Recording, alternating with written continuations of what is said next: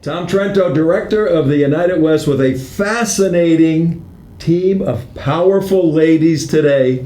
And are we going to call this, ladies, the JEXIT hour? Yes. How about that? But it's not going to be an hour. It's going to be about 15 minutes.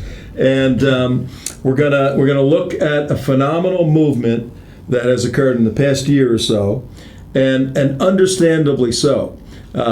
There are more and more people who supported JFK, John Fitzgerald Kennedy, at least philosophically, politically, that are rethinking, and we go back a ways, rethinking, maybe this isn't the party of JFK anymore.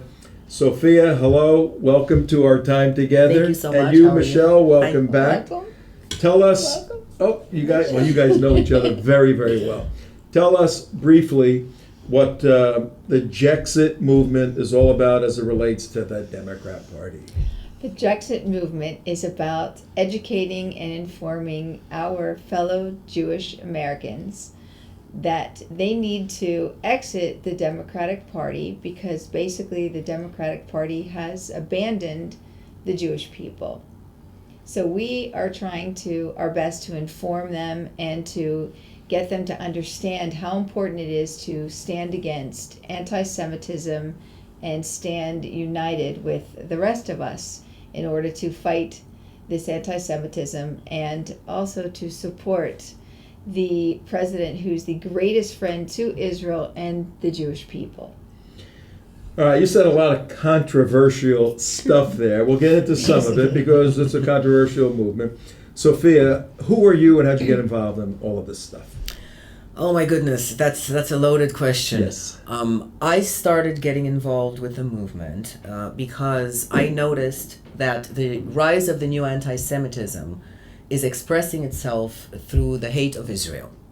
And so I would like to help educate the Jews in the United States and around the world to the fact that being anti-Israel and not sticking with Israel is actually the new anti-Semitism.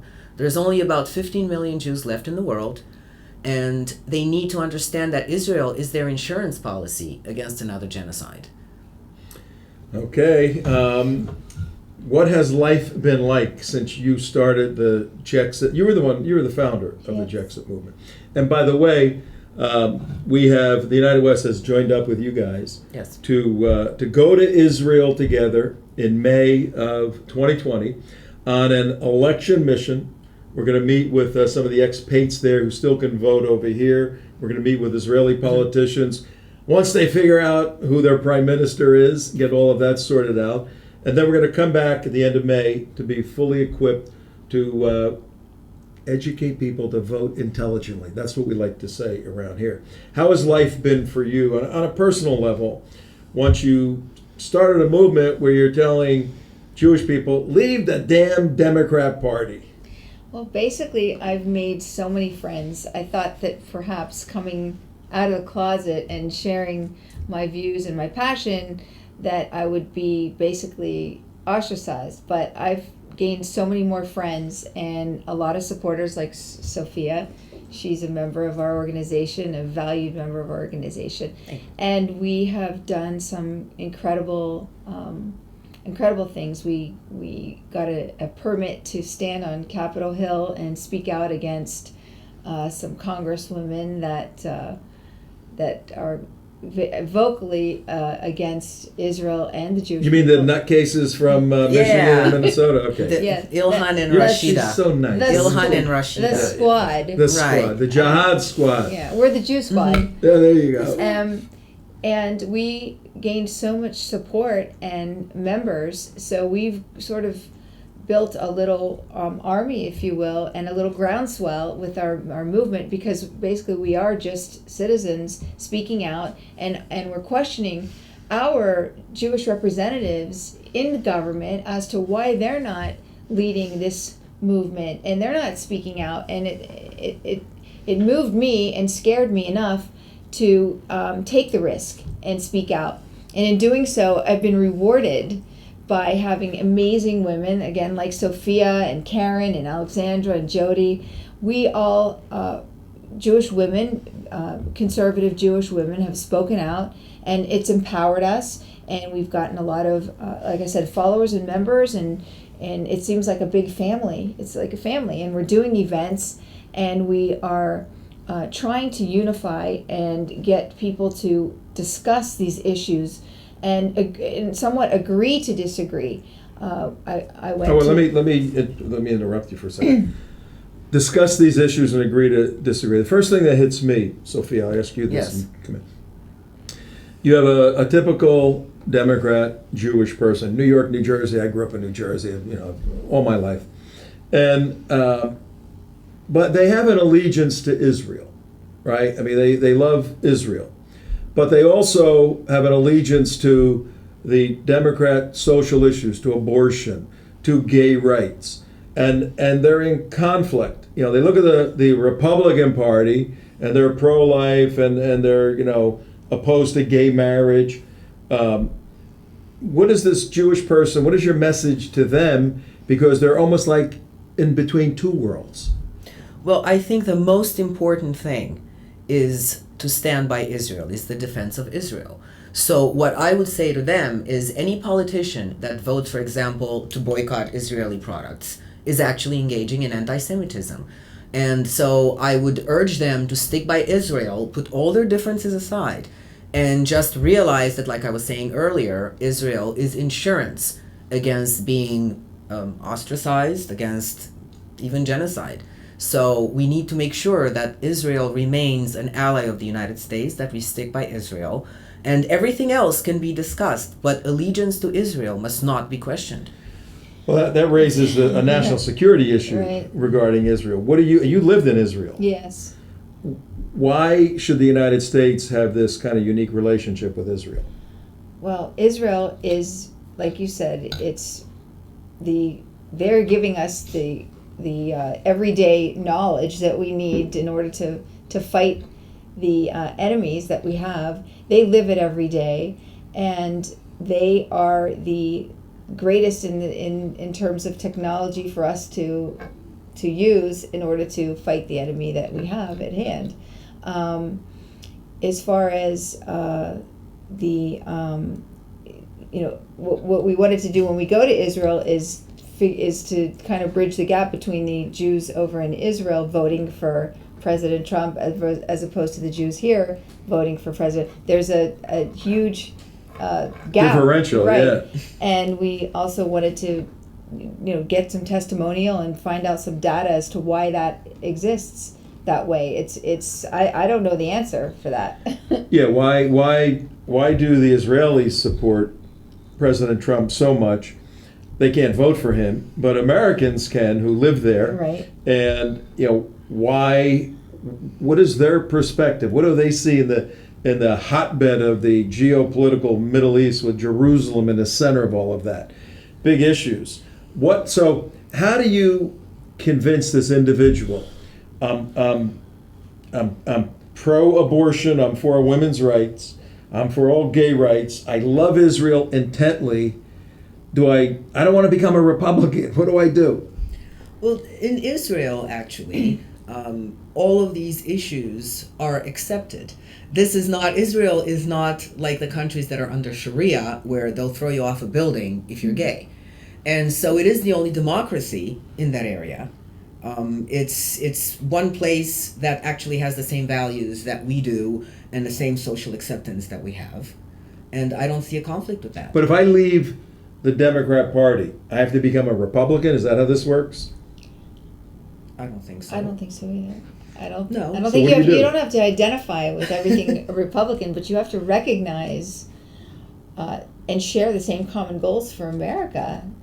That we want security, we want borders, we want our First Amendment, our Second Amendment. We want our Judeo-Christian values to continue.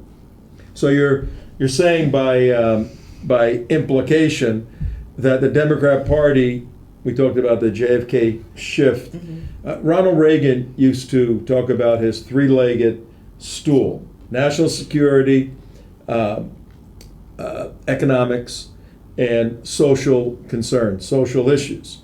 And from economics, I mean, he was a hardcore capitalist. from national security, he was the sovereignty and the priority of the United States. And from social issues, the Judeo-Christian Foundation. Is that the Democrat Party today? No. No. They've been hijacked by far left extremists, and we need to bring that to people's attention that are either asleep at the wheel or are so afraid and controlled by a party that doesn't have their best interests at heart.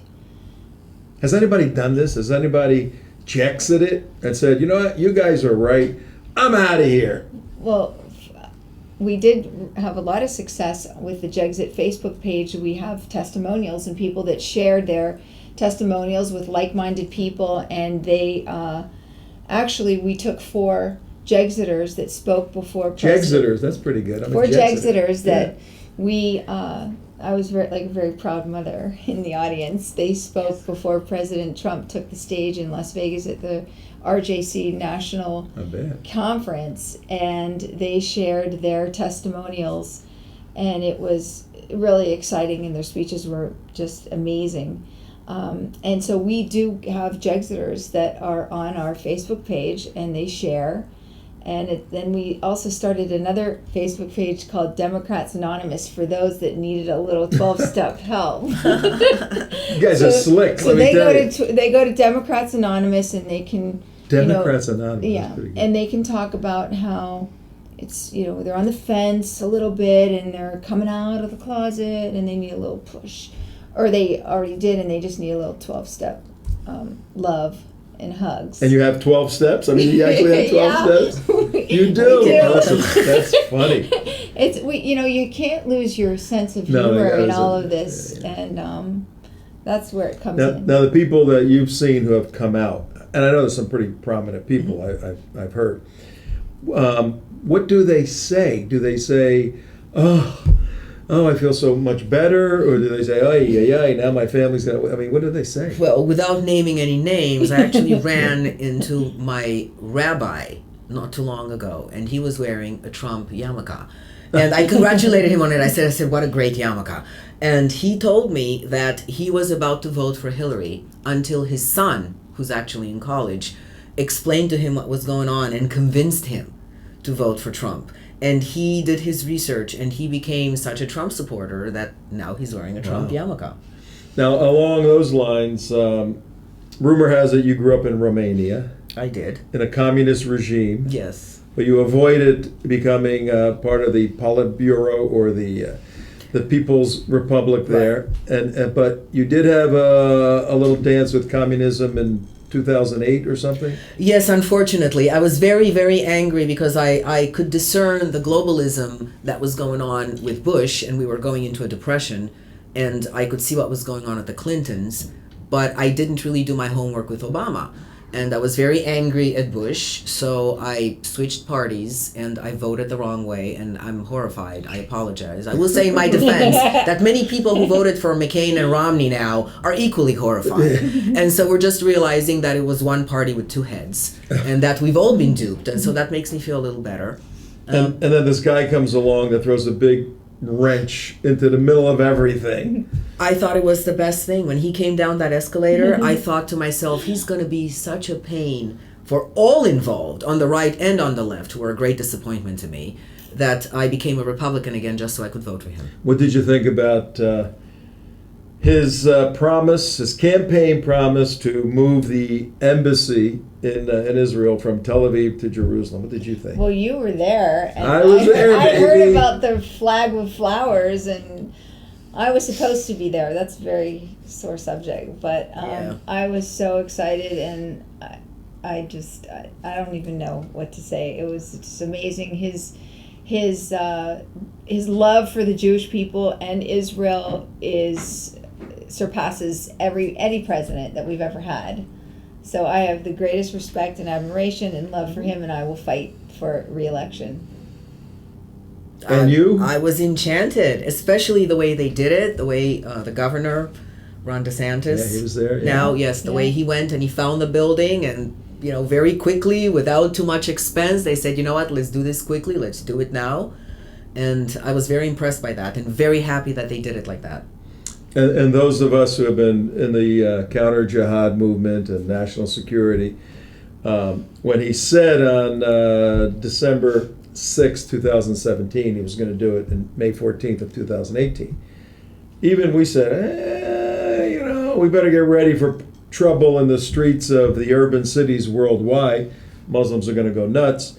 But there's a doctrine in Islam that when Muslims perceive strength, they read that theologically from Allah to back off because it's not our time yet. And besides any supernatural Cyrus connotation you put on President Trump, he operated on principle, and it was a very strong decision against many in his own staff, and thank God there were no problems anywhere. A little bit of trouble here and there, but nothing significant. And that served as a template for the way in which you deal with the Islamic community going forward. Very, very important. Well, look, we'll try to do this weekly. I think you guys are onto a critically important movement. I believe that for Jewish people, I'm a Christian, but I spend a lot of time with Jewish people. If their love and priority is with the nation of Israel, not their allegiance from America, but recognizing the importance of Israel for America, not only from a national security perspective, but you spoke on technology and cultural issues, then that should take a priority over some of the other political issues that are controversial. We can all agree on this for the sake of our children and the sake of the future and the sake of the Bible, if you have any belief in the Bible.